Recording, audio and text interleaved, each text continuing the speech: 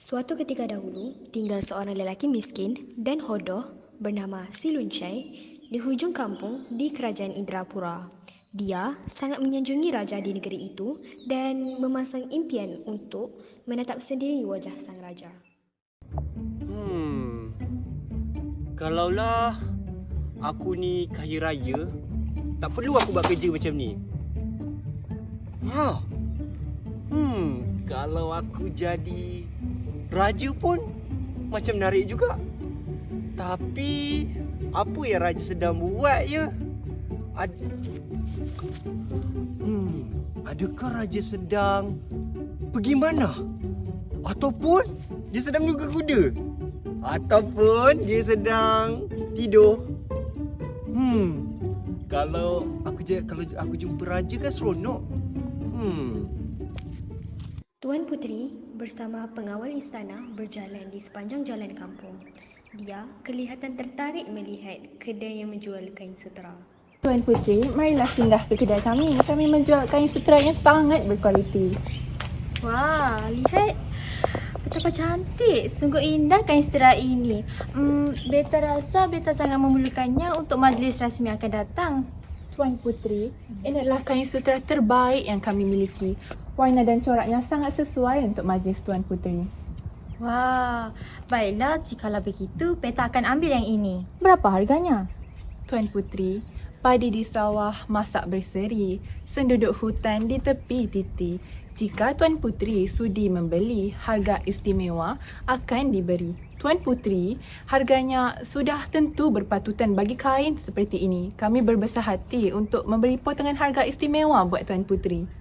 Kayu tenan dari Jambi. Kapak beliung di bawah belayar. Jika berkenan di mata kami, berapa harga boleh dibayar?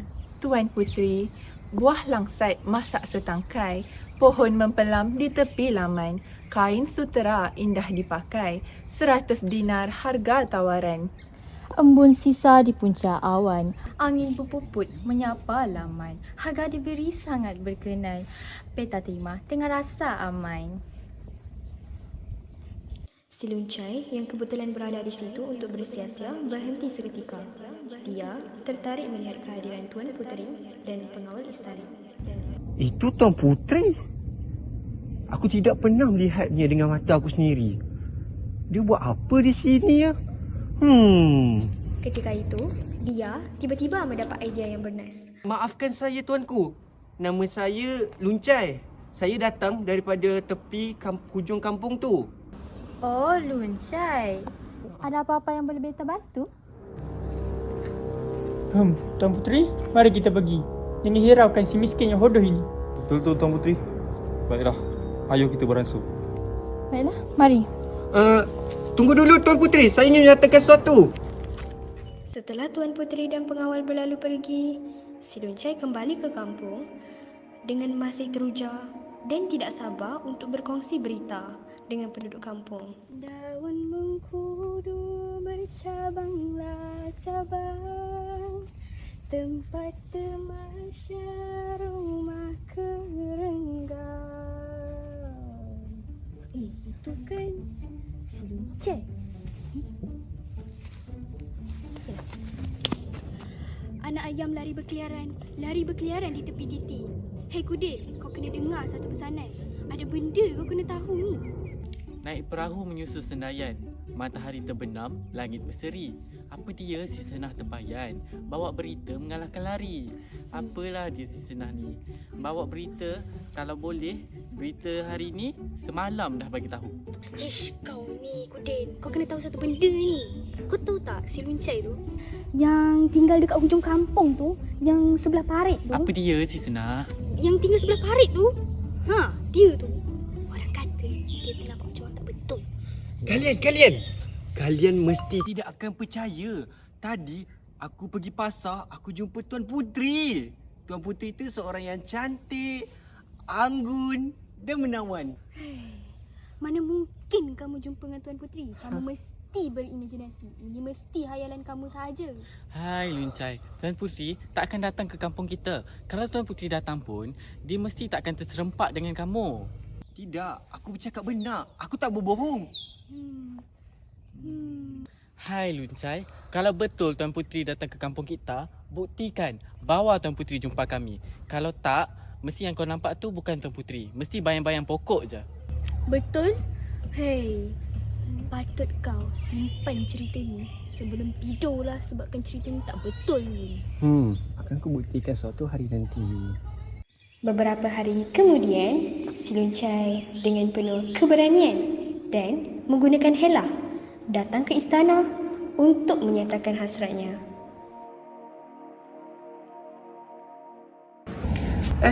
Siapa kamu? Apa yang kamu lakukan di sini? Maafkan saya pegawai yang kurus keting. Saya Luncai. Saya datang ke sini untuk memberikan hadiah yang berharga kepada Tuan Puteri. Dia Ya. untuk Tuan Puteri. Betul. Hari ini hari lahir Tuan Puteri kah? Setahu saya, hari lahir Tuan Puteri lambat lagi. Hadiah apa yang kamu bawakan untuk Tuan Puteri? Saya ingin memberikan kain songket yang sangat berharga dan sesuai untuk keperluan Tuan Puteri. Dan juga saya ingin menyampaikan mesej yang penting pada Tuan Puteri. Kain songket? Betul. Kamu jangan cuba untuk membodohkan aku. Mana dia? Kamu itu miskin. Mana mampu kamu membeli kain songket yang berharga? Satu perkara lagi. Pesanan apa yang kamu sampaikan kepada Tuan Puteri? Biar aku sendiri yang sampaikan kepada Tuan Puteri. Tidak perlu berbuat demikian. Benarkan sahaja saya untuk menyampaikan pesanan tersebut kepada Tuan Puteri. Kamu ini memang degil. Kalau begitu, baiklah. Pengawal istana yang terpengaruh dengan kata-kata si Luncai membenarkannya masuk ke dalam istana.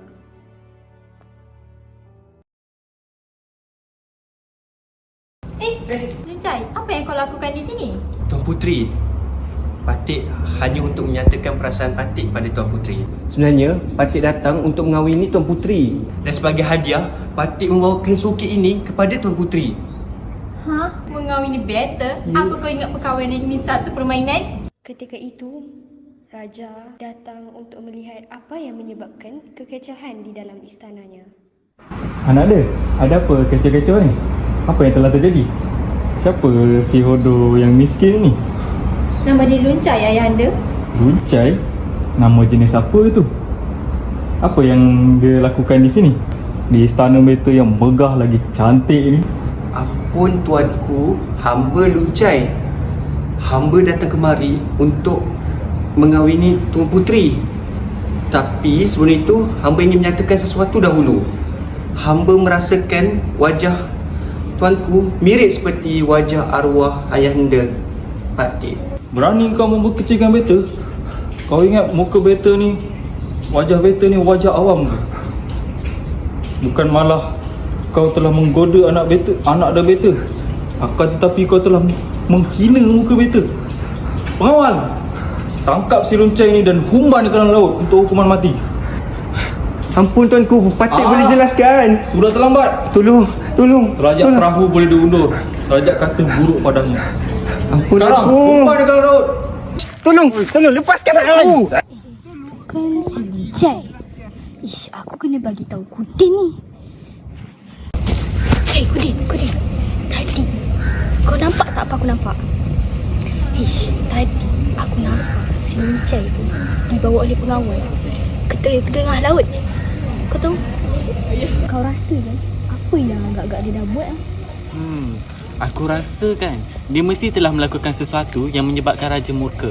Sebab ada orang kampung bagi tahu aku tadi yang dia pergi ke istana dengan pakaian yang agak cantik. Pakaian agak cantik. Aku tengok tadi pakaian dia compang-camping. Muka pula buruk macam santan masam. Ish, Aku rasa kan dia ni memang dah gila lah. ish, aku pun rasa macam tu juga. Luncai. Semasa di tengah laut, di dalam sampan. Laut.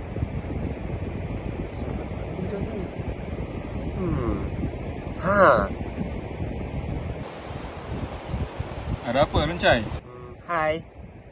Yang kacau kerja saya lah. Begini pegawai.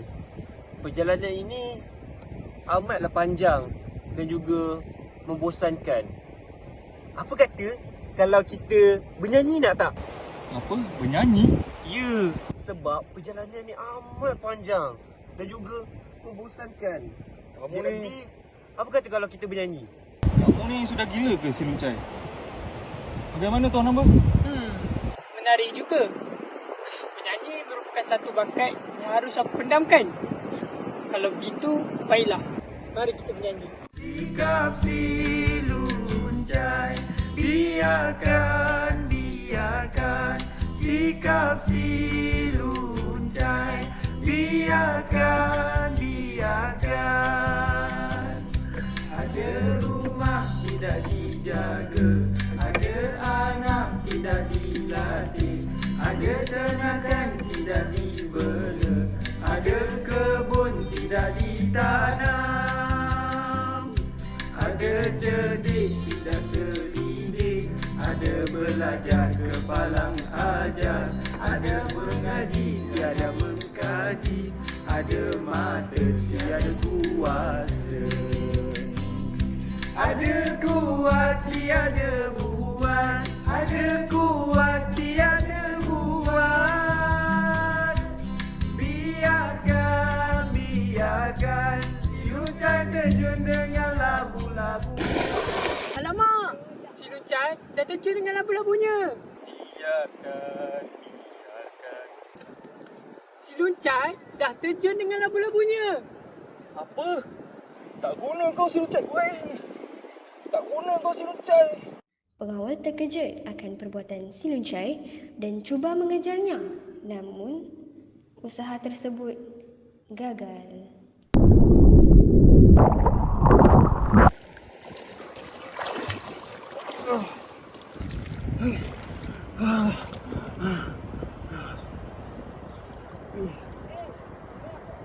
Kat mana ni?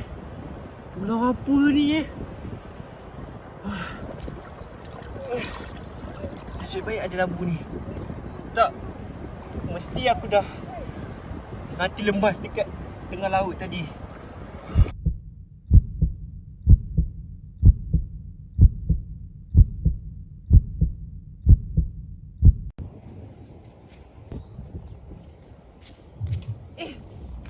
Siapakah pemuda itu?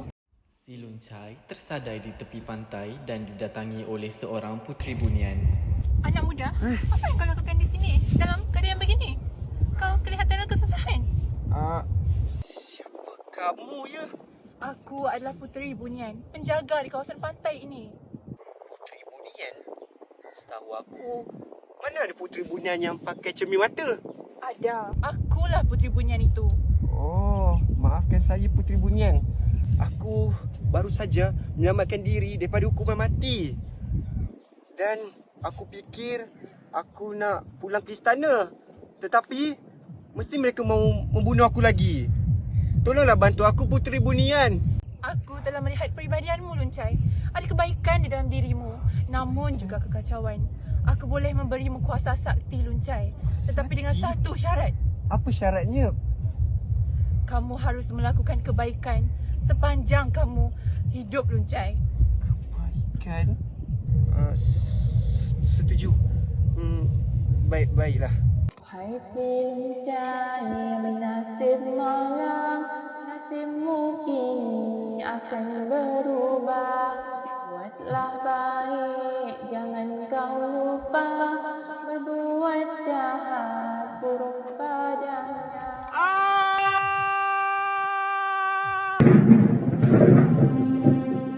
Puteri bunian yang melihat segala kebaikan dan ketulusan hati si Luncai menyebabkan dia memilih untuk memberikan kuasa sakti bagi membantu si Luncai.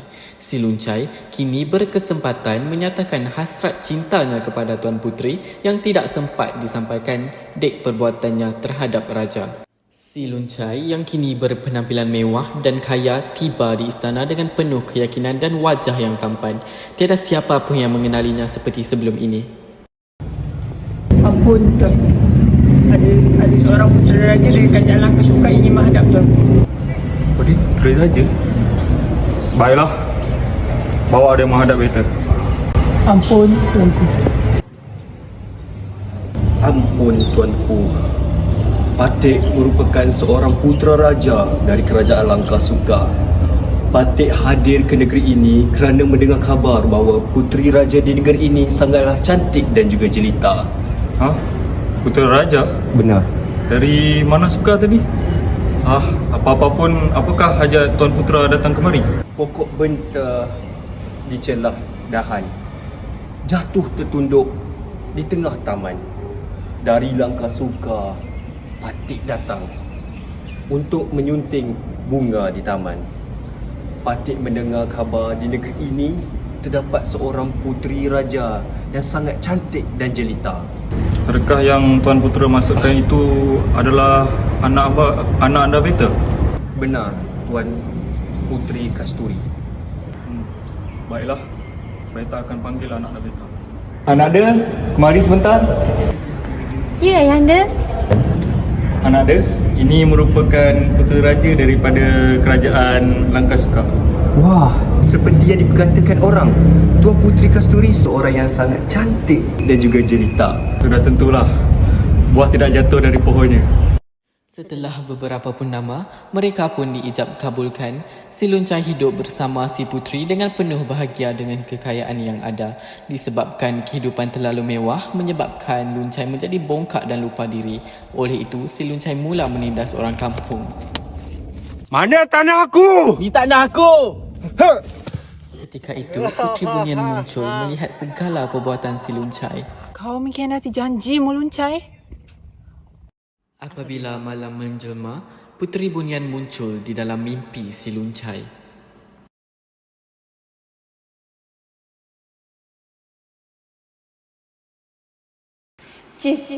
Luncai, kamu telah mengkhianati janjimu sendiri.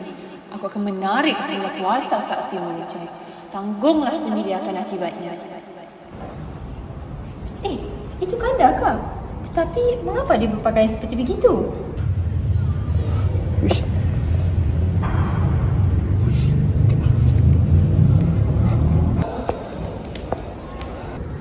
Kemana dia mau pergi? Luncai, apa yang kau lakukan di sini? Bukan sepatutnya kau sedang mati kah di tengah laut? Tunggu, Kanda boleh jelaskan pada Dinda? Dinda? Kanda? Apa semua ini? Siapa kau sebenarnya? Oh, engkau lah si Luncai yang telah menyamar menjadi seorang putera raja dan mengawiniku. Engkau seorang yang penipu. Oh, kau telah memilih jalan penipuan. Dan itu jalan terburuk yang telah kau pilih. Aku tidak suka. Itu sangat menyakitkanku. Dan kini kau akan membayar atas apa yang telah kau lakukan. Maafkan Kanda. Sebenarnya Kanda melakukan semua ini sebab Kanda ingin mendapatkan tempat di hati Dinda dan juga ingin mendapatkan nama dan juga mendapatkan kepercayaan daripada semua orang, terutamanya daripada raja, ayahanda Dinda sendiri. Oh Luncai, beta tidak pernah memandang rupa dan beta tidak pernah peduli siapa kau sebenarnya, sama ada kau seorang putera raja ataupun rakyat biasa.